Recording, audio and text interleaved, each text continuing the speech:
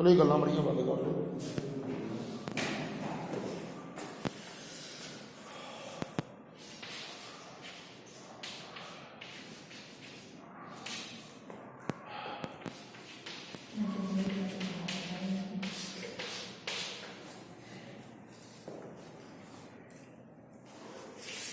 साढ़े यूनिट का नाम है प्रॉपर्टीज ऑफ बल्क मैटर।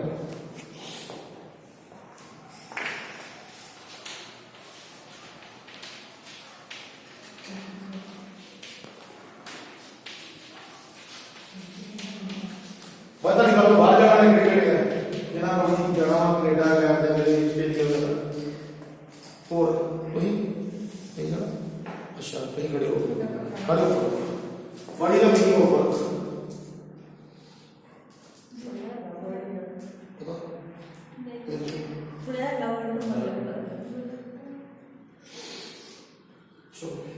देखा चौक देखा ये उन्हें कितना बात किया जाता है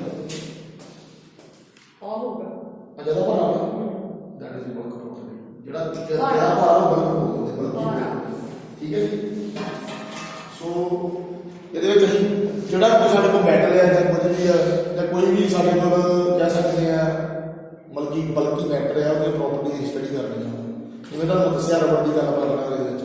ਸੋ ਸਾਡਾ ਇਹ ਫਸਟ ਚੈਪਟਰ ਦਾ ਇਲਾਸਟੀਸਿਟੀ ਇਹ ਥੋੜੇ ਟੌਪਿਕ ਅਸੀਂ ਪੜ੍ਹਨੇ ਆ ਜ਼ਿਆਦਾ ਨਹੀਂ ਟ੍ਰੇਨ ਦੀ ਹੈ ਕਿਉਂਕਿ ਆਪਣੇ ਕੋਲ ਟਾਈਮ ਦੀ ਘੱਟ ਹੀ ਹੈ ਬਟ ਆਪਾਂ ਦੇ ਕੋਲ ਜਿੰਨਾ ਕੋਈ ਮੰਗੀ ਬੱਚੇ ਨੂੰ 10 ਸਕਦੇ 10 ਤੋਂ ਜਿੰਨਾ ਆਪਣਾ ਟਾਈਮ ਹੈ ਨਾ ਉਹਦੇ ਵਿੱਚ ਆਪਣਾ ਜਿੰਨਾ ਪ੍ਰੋਪਰ ਟਾਈਮ ਹੋਊਗਾ ਉਹਦੇ ਵਿੱਚ ਜਿੰਨਾ ਪੜ੍ਹ ਸਕਦੇ ਪੜ੍ਹਾਂਗੇ। नेक्स्ट चैप्टर शुरू करना है नेक्स्ट चैप्टर शुरू हाँ मैं बोल लेता हूँ प्रॉपर्टी का वर्क मैटर जरूर क्या करना ये देखिए इलास्टिसिटी है पढ़नी है।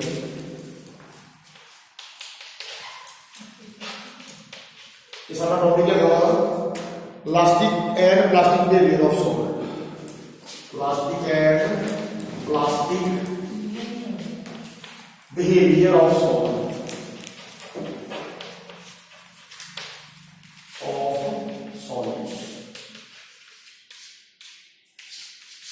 चलो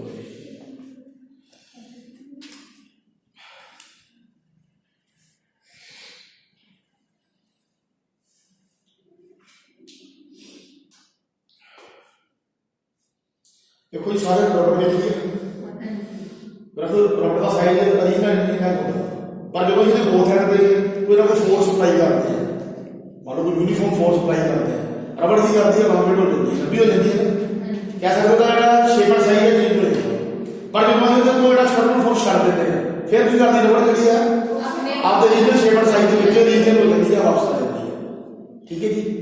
और ये प्रॉपर्टी को बोलते हैं ये वाली प्रॉपर्टी को बोलते हैं इलास्टिसिटी ठीक है जी। इलास्टिसिटी कि बॉडी लंबी भी हो जाती है फिर आगे रीजनल शेप और साइज में वापस आ जाती है।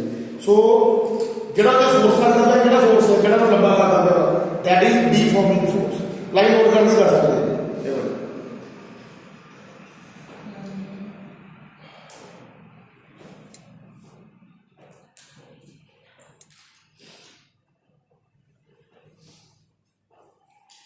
There will be force acting on a body.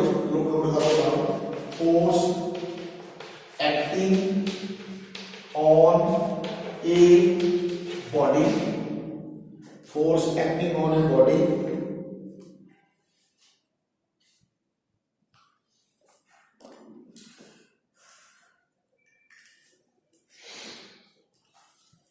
Force acting on a body. Now you know to change the state of a body. To change the state of a body. मान लो body जब rest है motion तो लेती है motion पे rest हो जाती है जहाँ रेस्ट होती है मोशन पे रह जाती है। To change the state of a body गाड़ी नोट कर लो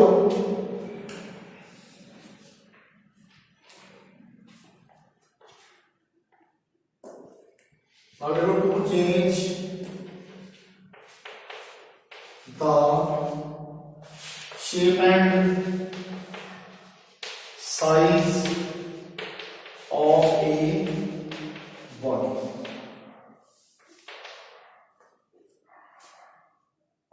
और भाई जेडे फोर्स होती पई है नाल नोट कर लो force change the shape and size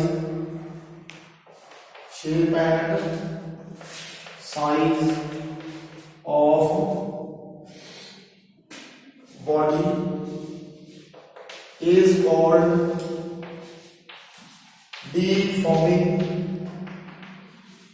force। ਜਿਹੜਾ ਕੋਈ force body the shape and size change ਕਰਦਾ ਵਾ ਉਹਨੂੰ ਕੀ ਬੋਲਦੇ ਆ? ਡੀਫਾਰਮਿੰਗ ਫੋਰਸ। ਬੋਡੀ ਸਾਡੀ ਡੀਫਾਰਮ ਕਿੱਦਾਂ ਹੁੰਦੀ ਹੈ? ਪਹਿਲਾਂ ਨਾਲੋਂ ਤੁਹਾਡੀ ਰਬੜ ਜਿਹੜੀ ਆ 5 ਸੈਂਟੀਮੀਟਰ ਦੀ ਆ, ਲੌਂਗਰ ਕਰਕੇ ਕਿੰਨੇ ਸੈਂਟੀਮੀਟਰ ਦੀ ਹੁੰਦੀ ਆ? 10 ਦੀ ਜਾਂ 15 ਦੀ। ਇਹਦਾ ਖਿੱਚ ਲੈਂਦੇ ਨਾ ਰਬੜ ਨੂੰ। ਸੋ ਦੈਟ ਇਜ਼ ਜਿਹੜਾ force body the shape and size change ਕਰਦਾ ਵਾ ਦੈਟ ਇਜ਼ ਡੀਫਾਰਮਿੰਗ ਫੋਰਸ। ਹੁਣ ਮੈਂ ਤੁਹਾਨੂੰ ਬਣਾ ਦਿੰਦਾ ਇੱਥੇ, ਇਹਦੀ ਡਾਇਗਰਾਮ ਬਣਾ ਦਿੰਦੇ ਆਪਾਂ। ਮੰਨ ਲਓ ਸਾਡੇ ਕੋਲ ਇਦਾਂ ਦੀ ਕੋਈ ਚੀਜ਼ ਹੈ, ਕੋਈ ਵੀ ਸੋਲਿਡ ਚੀਜ਼ ਹੈ, ਸਾਨੂੰ ਵਾਇਰ ਹੈ, ਵਾਇਰ ਦੇਖੀ ਸਾਰਿਆਂ ਨੇ, ਤਾਰ ਦੇਖੀ, ਤਾਰ, ਠੀਕ ਹੈ ਜੀ। ਪਹਿਲਾਂ ਇਹਦਾ ਇਨਰ ਸ਼ੇਪ ਐਂਡ ਸਾਈਜ਼ ਇਦਾਂ ਹੈ, ਪਰ ਜਦੋਂ ਤੁਸੀਂ ਇਹਦੇ ਤੇ ਫੋਰਸ ਲਾਇਆ ਇਦਾਂ ਕਰਕੇ, ਇਹਦੇ ਬੋਥ ਹੈਂਡ ਤੇ F and F force apply ਕੀਤਾ, ਇਹਦੀ ਸ਼ੇਪ ਐਂਡ ਸਾਈਜ਼ ਇਦਾਂ ਦੀ ਹੋਊਗੀ। ਠੀਕ ਹੈ ਜੀ। ਬੋਡੀ ਜਿਹੜੀ ਹੈ ਤੁਹਾਡੀ ਲੌਂਗੇਟ ਹੋ ਗਈ, ਠੀਕ ਹੈ ਜੀ। ਪਹਿਲਾਂ ਦੀ ਲੈਂਥ ਹੈਗੀ कैपिटल एल ਜਾਂ ਕਹਿ ਸਕਦੇ L1, ਬਾਅਦ ਹੋਗੀ L2 और ਘਰੇ ਜਾ ਕੇ ਆਪਾਂ ਤੋਂ ਕਈ ਵਾਰ ਪ੍ਰੈਕਟਿਕਲ ਕਰ ਸਕਦੇ ਹਾਂ। ਠੀਕ ਹੈ ਜੀ। ਚਲੋ ਅੱਗੇ ਚੱਲਦੇ ਹਾਂ ਇਹਦੇ ਵਿੱਚ। ਨਹੀਂ ਬਣਾਈਏ, ਬਣਾਓ ਕਾਪੀ ਤੇ।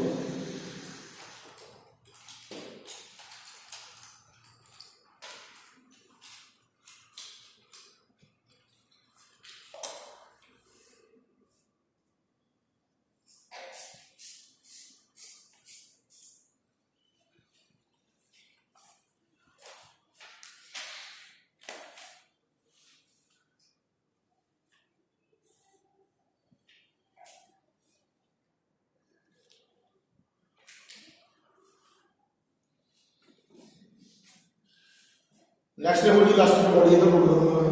चलो इधर लोड कर देना साइड में दी प्लास्टिक बॉडी। भाई जो रबड़ को फोर्स हटा देना, रबड़ की करती है। चलो पहला की रबड़ ओदी की होगी शेप एंड साइज ज्यादा होगा, ऐसा तो रॉकेट होगा साडी बॉडी ਜਿਹੜੀ है। पर जो भी फोर्स हटा देना रबड़ फिर आपकी रीजन शेप एंड साइज ਦੇ ਵਿੱਚ लीनियर हो जाती है। सो देखो जी प्लास्टिक बॉडी ਨੂੰ ਕੀ ਕਹਿ ਸਕਦੇ हैं? The body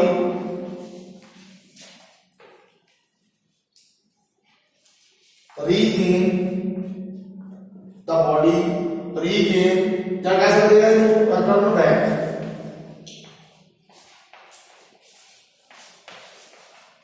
to its the body regain to its original shape and size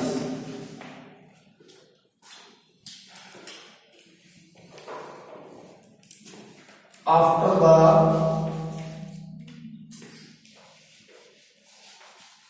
removal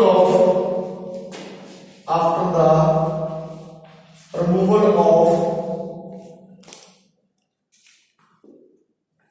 external force,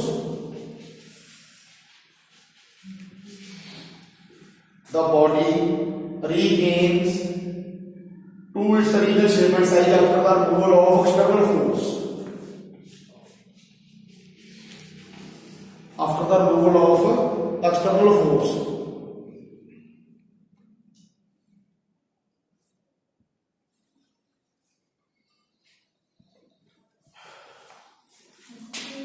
is called elastic body. Is called elastic body. भाई यार डायग्राम में फिर क्रिएट करनी पड़ी है। देखो ये कमांड बॉडी को मैं किसी तरह से मैंने ये बॉडी की जितनी शेप चाहिए मैं किसी तरह बोथ हैंड से एक फोर्स है लाया ये बता रहा रबड़ दी रबड़ को ਉਹਦੇ बोथ हैंड ਤੇ फोर्स ਨੂੰ ਦੇ ਦੇਣਾ ਕਰਕੇ ਬਾਹਰ ਨੂੰ ਤੇ ਰਬੜ ਜਿਹੜੀ ਹੈ ਲੌਂਗੇਟ ਹੋ ਜਾਂਦੀ ਹੈ। ਪਰ ਜਦੋਂ ਮੰਨ ਲਓ ਤਾਂ ਜਿਹੜੀ ਰਬੜ ਇਦਾਂ ਲੱਗੀ ਹੁੰਦੀ ਉਸ ਤੋਂ ਬਾਅਦ ਮੁਝੇ ਜਿਹੜਾ ਮੈਂ ਕਹਿੰਦਾ ਪਿਆ ਜਿਹੜਾ ਇਹਦਾ ਫੋਰਸ ਹੈ ਮੈਂ ਹਟਾਤਾ ਆ ਵਾਲਾ ਤੁਹਾਡੀ ਬੋਡੀ ਸ਼ੇਪ ਕਿਹੋ ਹੋਊਗੀ ਆਪਦੇ ਰੀਜਨਲ ਸ਼ੇਪ ਐਂਡ ਸਾਈਜ਼ ਹੈ सॉरी आ है दो बॉडी की फेस भी लगती कितनी होगी सही है नहीं लगता कि L1 फिर L1 स्लो की लिखिया आफ्टर द बाद after the after the movement of external force अपना फोर्स हटाता ना मैं बॉडी फिर करके देखो रबड़ देते जाएंगे ये चीज़ें सारे रबड़ के प्रैक्टिकल हो जाते हैं समझो वास्तव में बढ़िया चीज़ है मैंने यहाँ पे चुके आने की तरह बनावांगे ते जेडी भी बनाई होते बना बोला सोच लो आप ना कि बलवाड़ी लगी चीज में यार वो फोर्स हटा देना बस बाकी और कोई नहीं है ऐसा तो फोर्स का बढ़िया है चले हटा दो चलेगा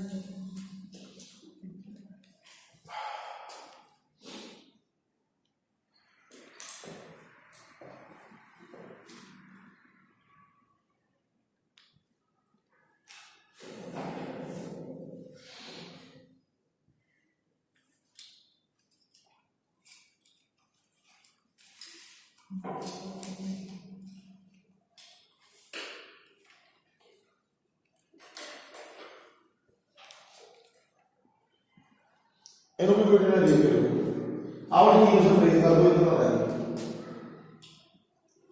भैया दो तो डेफिनेशन मिलती होती है बार बार एक चीज है जी और वो कितने चीज़ें तेन पता नहीं है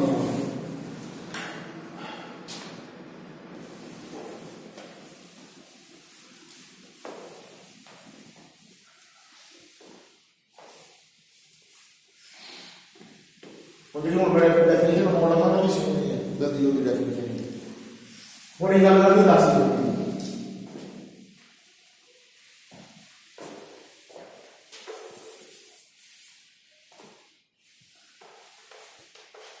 ਇਹਦਾ ਕਰਕੇ ਨਹੀਂ ਮੈਂ ਪਲੱਸ ਨਹੀਂ ਸਕਦਾ ਨਾਲ ਹੋਰ ਕਰ ਲਓ it is the property of it is the property of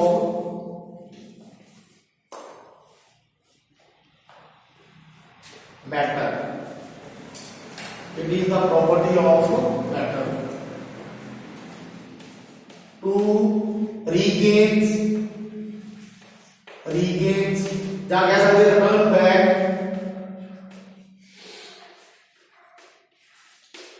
its original shape and size or return back its regain its original shape and size after the removal of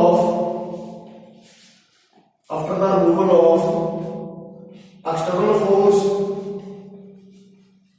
ਜਿਹੜਾ external force ਨੂੰ deforming force ਵੀ ਕਹਿ ਸਕਦੇ ਨੇ external force ਜਾਂ ਫਿਰ ਬੈਠੇ ਦੇਖ ਲਓ deforming force ਜਿਹੜਾ ਬੋਡੀ ਨੂੰ ਲੰਬਾ ਕਰਦਾ ਪਿਆ after the removal of external force ਜਾਂ ਫਿਰ deforming force ਜਾਂ ਫਿਰ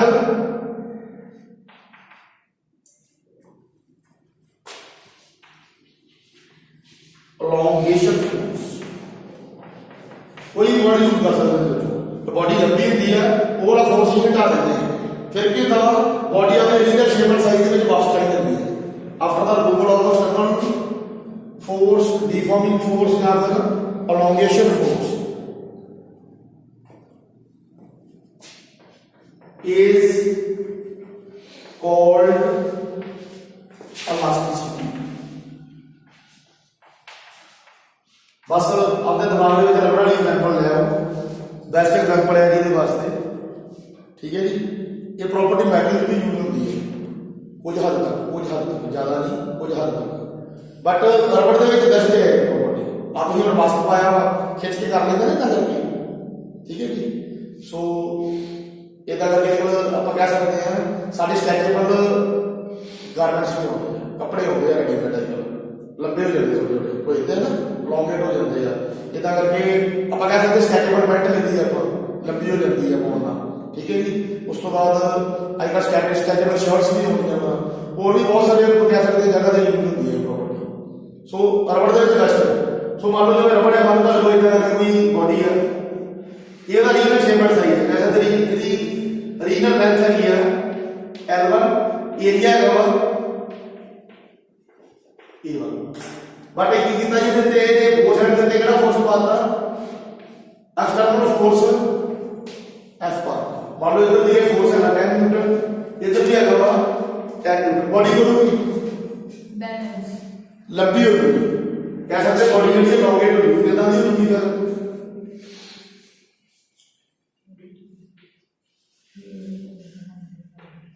ठीक है जी। अगर कोई ज्यादा खर्चा है तो फिर भी वो ऐसे टूट नहीं सकती है, ब्रेक भी हो सकती है, वो कहते हैं फ्रैक्चर आ सकता है, बट वो जो लिमिट तक देखते हैं, कह सकते हैं लास्टिक लिमिट तक देखते हैं तो बॉडी लास्टिक फॉर्म में रहती है, लास्टिक लिमिट होती है, अगर वो लिमिट क्रॉस कर जाती है ना फिर प्लास्टिसिटी आ जाती है, उस तो बाद फिर फ्रैक्चर पॉइंट आ जाता है, प्लास्टिसिटी का आता है तो प्लास्टिसिटी है, वो जो बॉडी जड़ी है वापस आती रीगल शेप और साइज नहीं आती, अगर एक बार बॉडी फेंक दी पक्की साइड पर लगी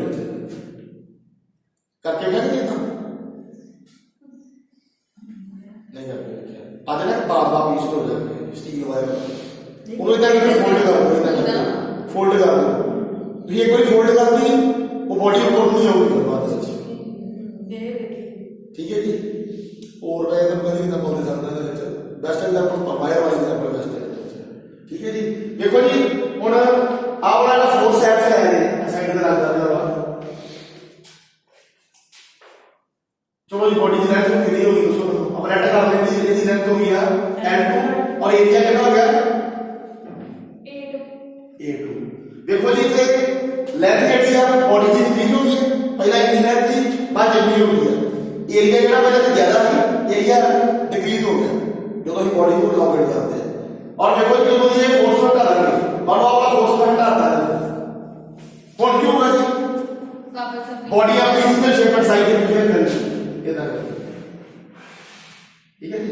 फिर भी लेंथ कितनी होगी L1 A1, ठीक है जी। सो ये भी इक्वल शेप आ गई है और ये वाली कह सकते हैं डीफॉर्मिंग शेप है जी जो तो बॉडी लॉन्गेट है, ठीक है जी।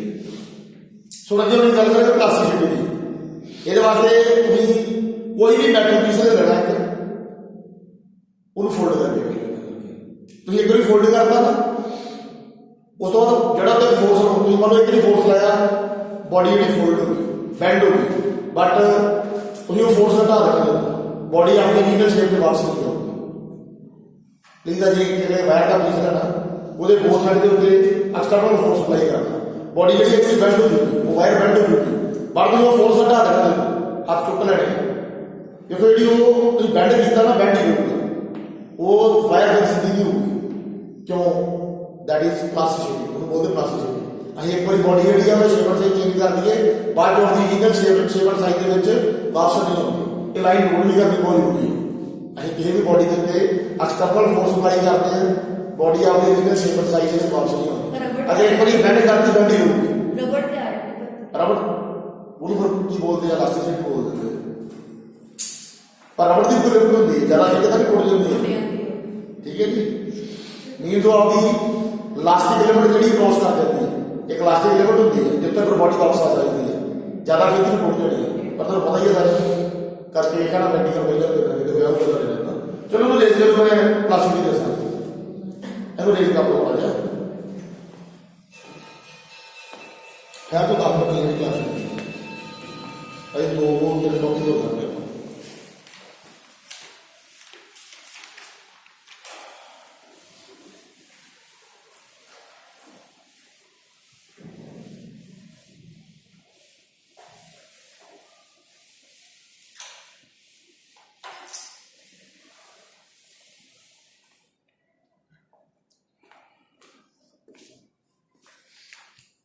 चलो नोट करो जी प्लास्टिक बॉडी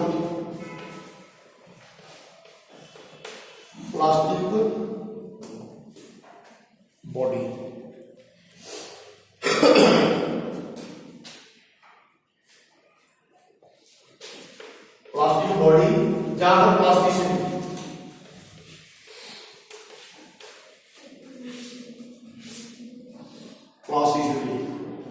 और यदि डेफिनेशन नोट कर लोगे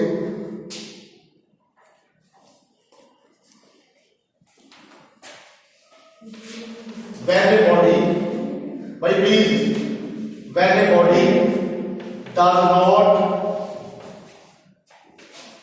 return back. If you what we use the does not. Wire वाले एग्जांपल बेस्ट है. वायर को कड़ी होते दो साइड से एक्सटर्नल फोर्स अप्लाई करना. जोर लगाना होते वायर बैंड हो जाती. बाद जो आगे आके टुकड़े नहीं. देखो इनका जो बॉडी है अगर बैंड वायर बैंड ही रहेगा. सारी बॉडी ਜਿਹੜੀ ਵਾਇਰ ਹੈ ਉਹ ਰੀਜਨਲ ਸ਼ੇਪਰ ਸਾਈਜ਼ ਪਾਸ ਨਹੀਂ ਹੁੰਦੀ. ਜਿਵੇਂ ਉਹ ਬੈਂਡ ਹੈ ਆਹ ਇਹ ਵਾਇਰ ਜਗ੍ਹਾ ਦੇ ਵਿੱਚ ਆਹ ਕੋ ਬੈਂਡ ਪਾਇਆ. ਪਾਇਆ ਨਾ ਇਹ ਚੇਂਜ ਹੁੰਦਾ ਪਿਆ ਨਾ ਕਿਉਂ ਨਹੀਂ ਚੇਂਜ ਹੁੰਦਾ? That is plastic body. ਇੱਕ ਵਾਰੀ ਬੈਂਡ ਪਾਤਾ ਪਾਏਗਾ ਬਸ. ਠੀਕ ਹੈ ਜੀ. ਹੋਰ ਵੀ ਬਹੁਤ ਸਾਰੀਆਂ ਐਗਜ਼ਾਮਪਲ ਹੋਣਗੀਆਂ. ਹੋਰ ਵੀ ਤੁਹਾਡੇ ਆਪ ਦੀ ਰਿੰਗ ਪਾਈ ਹੈ ਹੱਥ ਵਿੱਚ. ਦੇਖੋ ਆ ਕੜਾ ਪਾਇਆ ਵਾ ਕਿਸੇ ਟਾਈਮ ਸਿੱਧਾ ਵੀ ਹੋ ਸਕਦਾ. ਆ ਤੁਸੀਂ ornaments ਪਾਇਆ ਨਾ ਚੇਂਜ ਹੁੰਦੇ ਪਏ. ਇੱਕ ਵਾਰੀ ਫੋਲਡ करते बस. ये सारी ਜਿਹੜੀ प्रॉपर्टी है प्लास्टिक होती है. ornaments पता नहीं होते ਜਿਹੜੇ ਪਾਉਂਦੇ ਆ आप आए यार लड़की ने बता सकते हैं बता देना देती है. और भी बहुत सारी एग्जाम्पल होती है. सो आप गॉगल बनाइए ਇਹਦੇ ਵਿੱਚ ਵੀ ਐਗਜ਼ਾਮਪਲ ਹੈਗੀ ਆ. ਪੈਨ ਦੇ ਵਿੱਚ ਵੀ ਐਗਜ਼ਾਮਪਲ ਹੈਗੀ ਆ ਪਲਾਸਟਿਕ ਦੀ. ਇਹਨੂੰ ਚੈੱਕ ਕਰ ਲਓ. ਸ਼ੇਪ ਐਂਡ ਸਾਈਜ਼ ਦਿੰਦਾ ਨਾ ਕੋਈ ਚੇਂਜ ਹੁੰਦਾ ਪਿਆ ਨਾ. ਇੱਕ ਵਾਰੀ ਫੋਲਡ ਕਰਦਾ ਇਹਦੇ ਵਿੱਚ ਵੀ ਐਗਜ਼ਾਮਪਲ ਹੈਗੀ. ਦੇਖੋ ਮੋਲਡਿੰਗ ਕੀਤੀ ਪਈ ਹੈ. ਇਹ ਸਾਰੀ ਪਲਾਸਟਿਸਿਟੀ ਦੀ ਪ੍ਰੋਪਰਟੀ ਲੱਗਦੀ ਹੈ ਇਹਦੇ ਵਿੱਚ. ਆ ਨੋਟ ਕਰ ਲਓ. Many body do not turn back to its original. भैया ये पर डेफिनेशन होता है डुट्टो बुक वाली नहीं है. आपके गुणों में ग्रेड अगर होता है तो कभी थोड़ा ज्यादा जुदा होता है. सो तो नोट करना सारे ने. Many body do not turn back to its original shape and size after the removal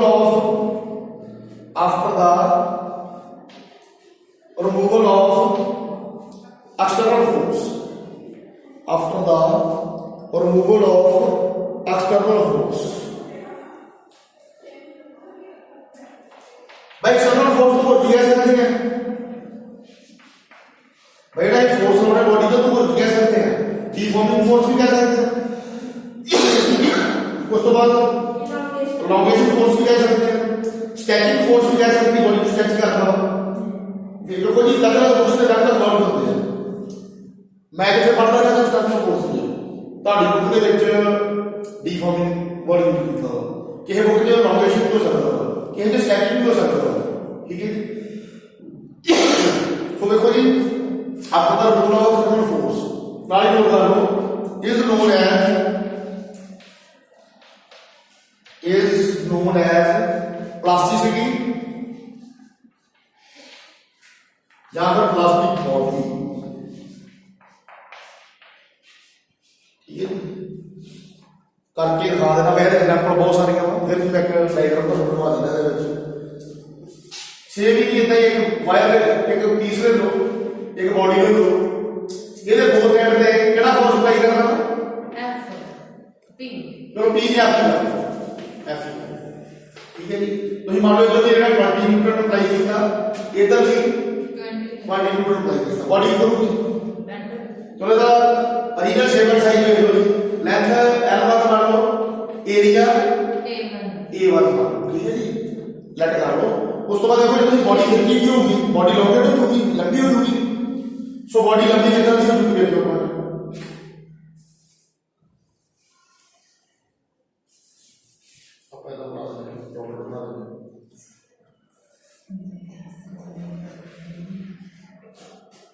सो देखो जी आफ्टर elongation जो है बॉडी की लेंथ ਜਿਹੜੀ ਹੈ L2 ਸੀ और एरिया A2 है. सो देखो जी ऐसे फोर्स कितना लगता है 20 मीटर और इतना कितना लगता है 20 मीटर. 20 मीटर बार डिफरेंट क्या कह सकते हैं इक्वल एंड ऑपोजिट डायरेक्शन में. सो देखो जी ये वाला फोर्स हटा देंगे. मान लो फोर्स पर रिमूव करना लिखा चेंज करो और remove of external force. So body है अपनी इधर शिफ्ट होगी नहीं होगी. Very good. सो ये दैट है ये वाली प्रॉपर्टी में बोलते हैं प्लास्टिसिटी. ਅਸੀਂ फोर्स पे डालता पर बॉडी ਜਿਹੜੀ ਹੈ does not turn back to its original shape and size. ये वो लेंथ ਜਿਹੜੀ है 2 ही होगी या 1 ही होगी. एरिया 8 2 ही होगा ये 1 ही होगा. ठीक है जी. फॉर एग्जांपल ले लो मान लो ये 5 सेंटीमीटर है ये वाला 3 सेंटीमीटर. ठीक है जी. 3 ना ले लो 1 सेंटीमीटर ले लो. ठीक है जी. ये लेंथ ਜਿਹੜੀ है इंक्रीज हो गई 10 सेंटीमीटर और ये वाला ਤੁਹਾਡਾ ਮੰਨ ਲਓ ਰਹਿ ਗਿਆ 0.5 ठीक है मुझे आंदी नहीं मैं 6 मिनट सर की वापसी नहीं करूंगी नहीं फोर्स हटाता वा जेड़ा फोर्स अप्लाई करते मैं ਉਹ ਘਟਾਤਾ बट ये वाली प्रॉपर्टी ਨੂੰ बोलते हैं ਇਲਾਸਟਿਕ और बहुत सारी चीज़ों के ਵਿੱਚ प्रॉपर्टी यूज ਹੁੰਦੀ ਪਈ ਹੈ ਸੋ ਇਹਨੂੰ ਬੜਾ ਰੇਟ ਕੋਲ ਮੈਂ ਹੁਕਸਲਾ ਦੱਸਣਾ ਪੈਂਦਾ ਹੁਕਸਲਾ ਵੈਰੀ ਵੈਰੀ ਇੰਪੋਰਟੈਂਟ ਹੈ ਤੁਹਾਡੇ ਵਾਸਤੇ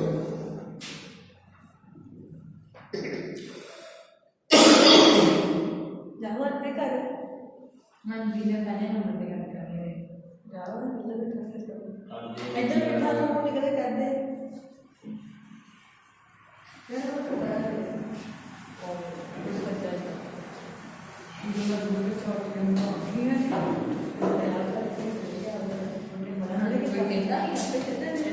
ਜਿਹੜੀ ਟਾਈਮ ਦਾ ਉਹਨਾਂ ਦਾ ਹੀ ਹੈ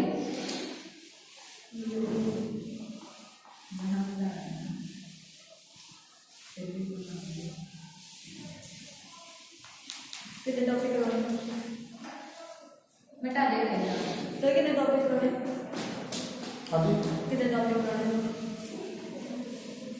देखो लास्ट बस कर रहा हूँ और 10 मिनट हो गए सर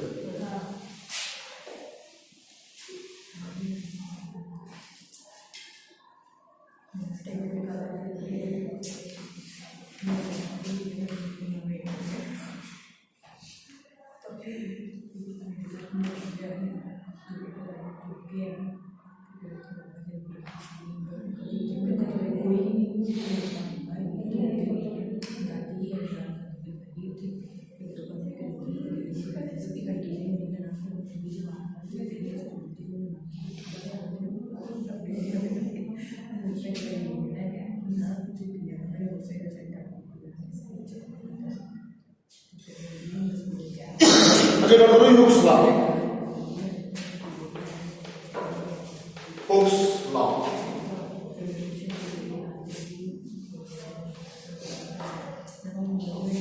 ना भाई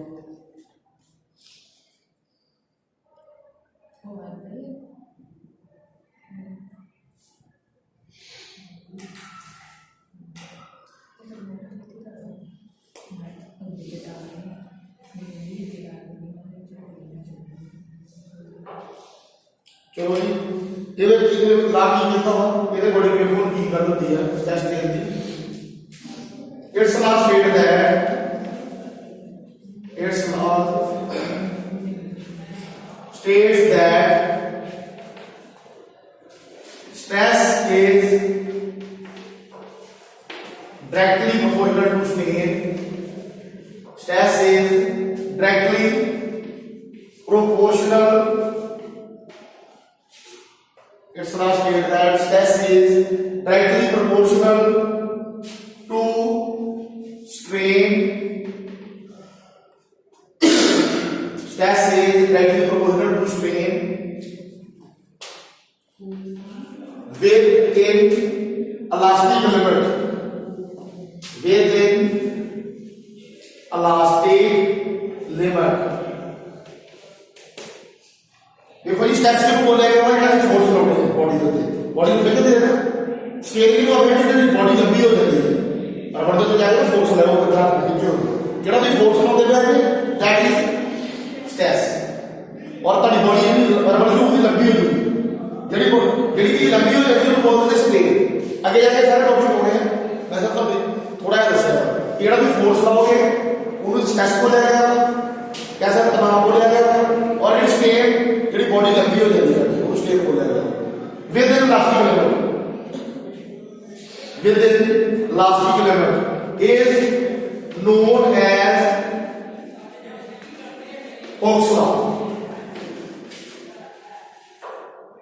देखो जरा ये इलास्टिक लिमिट की गल की गई है अगर ये ज्यादा रबड़ होएगा तो कितने देर मींस जेडी रबड़ की इलास्टिक लिमिट है वो क्रॉस करनी अगर ये लिमिट है करेंगे सारी रबड़ ने टूटना नहीं ਜਦੋਂ ਵੀ ਉਹਦੇ ਤੋਂ ਫੋਰਸ ਆਪਣੇ ਰਬੜ ਨੇ ਫੇਰ ਆਪਦੀ ਰੀਜਨਲ ਸਟੇਬਲ ਸਾਈਜ਼ ਦੇ ਵਿੱਚ ਟਰਨ ਹੋ ਜਾਣਾ ਬਟ ਇਹਦੇ ਵਿੱਚ ਕੀ ਕਰਨਾ ਅਸੀਂ ਉਹ ਵਾਲੀ ਲਿਮਿਟ ਜਿਹੜੀ ਆ ਅਗਰ ਉਹਨੂੰ ਕ੍ਰੋਸ ਕਰ ਦਿੰਦੇ ਆ ਇਲਾਸਟਿਕ ਲਿਮਿਟ ਨੂੰ ਕ੍ਰੋਸ ਕਰ ਦਿੰਦੇ ਆ ਫਿਰ ਕੀ ਹੋਊਗਾ ਰਬੜ ਦੀ ਟੁੱਟ ਜੂਗੀ ਬਟ ਇਹਦੇ ਵਿੱਚ ਕੀ ਆਏਗਾ ਵਾ stress is directly proportional to state with the elastic limit ਅਸੀਂ ਇਲਾਸਟਿਕ ਲਿਮਿਟ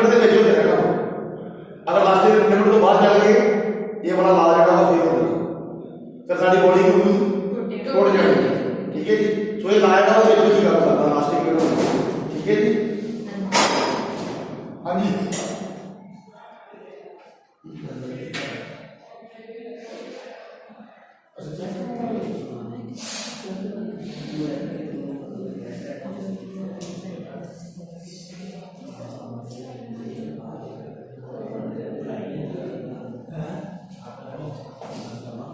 ਚਲੋ ਜੀ